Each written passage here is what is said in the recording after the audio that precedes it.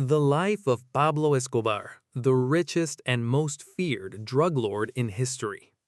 In the mid-1980s, there was a man whose name alone made presidents, police officers, judges, and even entire governments proceed with caution. That man was Pablo Emilio Escobar Gaviria. Throughout history, many criminals have spread fear not only within their own countries, but across the entire world. Yet very few ever achieved the level of notoriety that Pablo Escobar did. Once regarded as one of the wealthiest individuals on the planet, earning billions of dollars while keeping presidents, ministers, judges, and police chiefs under constant pressure, he was also accused of being responsible for the deaths of thousands of people. What made his story even more remarkable was the fact that some viewed him as a hero, while others considered him one of the most dangerous criminals in human history. This is the story of Pablo Escobar, a man born in a small Colombian town who would go on to build the most powerful drug empire the world had ever seen. Pablo Escobar was born on December 1st, 1949 in Rio Negro, Colombia, and grew up in the nearby city of Medellin. His father was a farmer, and his mother was a schoolteacher. There were 7 children in the family, and no one could have imagined that one of them would become the most infamous criminal of his generation. From an early age, Pablo was fascinated by money. During his school years, he often told his friends that he would become a millionaire one day. Although he enrolled in university, he never completed his education. His goal was not to earn a degree, it was to become rich. During the 1970s, demand for cocaine in the United States grew rapidly, and Escobar recognized the opportunity long before most others did. He began with small-scale smuggling operations, but it did not take long before he started building a vast criminal network.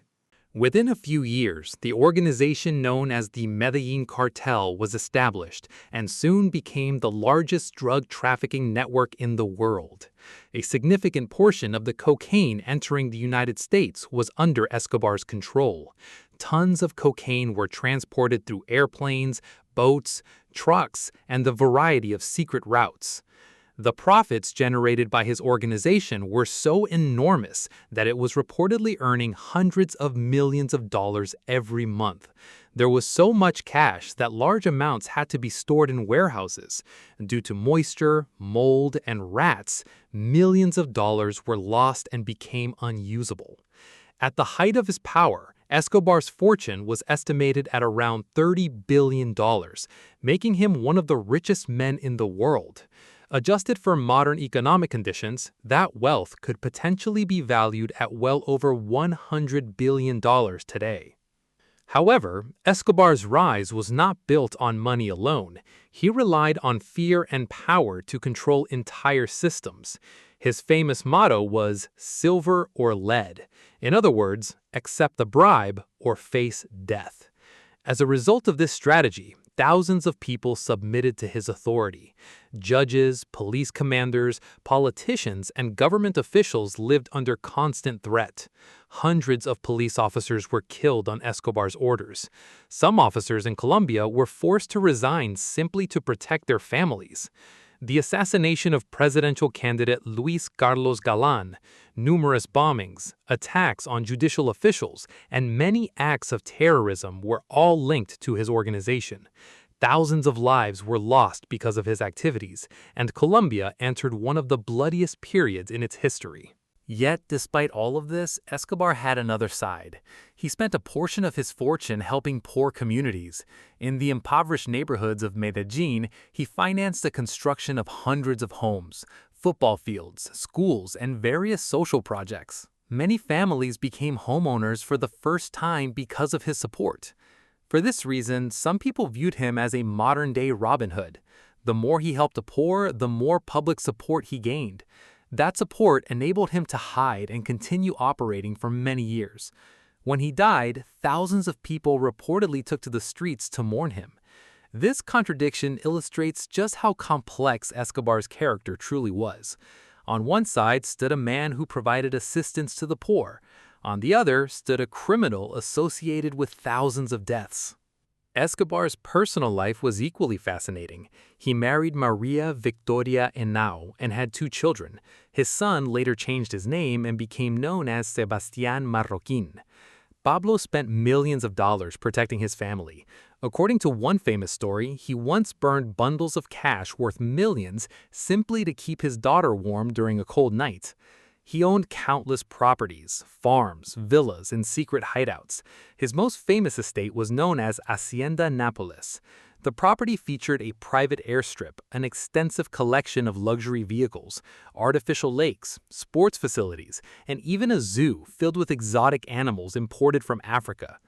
To this day, descendants of the hippos that escaped from the estate are reportedly still living in Colombia, becoming one of the strangest legacies of Escobar's era. The production, editing, and narration of this video are entirely the original work of me and the BAAL channel. If you found this video interesting, please don't forget to subscribe to the channel and like the video. Your support makes a significant contribution to the creation of new content. By the late 1980s, the governments of Colombia and the United States launched unprecedented operations aimed at destroying Escobar's empire. Thousands of police officers, soldiers, and intelligence agents were assigned to the hunt. Eventually, in 1991, Escobar reached an agreement with the Colombian government and surrendered. However, there was a catch. Instead of being sent to a conventional prison, he was placed in a special facility that he had effectively designed himself, known as La Catedral. The prison resembled a luxury resort more than a correctional institution. Escobar played football, entertained guests, and reportedly continued managing parts of his criminal empire from behind its walls. When authorities later attempted to transfer him to a standard prison, he escaped, triggering another massive manhunt. Finally, on December 2, 1993, just one day after his 44th birthday, authorities located the house where he was hiding in Medellin. Police and special forces units surrounded the building. A brief but intense gunfight followed. Within minutes, the most powerful drug lord in the world lay dead on a rooftop. Although it is widely accepted that he was killed by police, some theories suggest that he fired the fatal shot himself. Whatever the truth may be, that day marked the end of an era. Yet, the name Pablo Escobar never disappeared. His life inspired countless films, television series, documentaries, and books. Even today, whenever his name is mentioned, people continue to ask the same question. Was he a savior of the poor or one of the most dangerous criminals who ever lived? Perhaps it is the absence of a definitive answer that continues to make Pablo Escobar such a fascinating figure decades after his death. If you enjoy real and unbelievable stories like this one, don't forget to subscribe to the BAAL channel and leave a like on the video.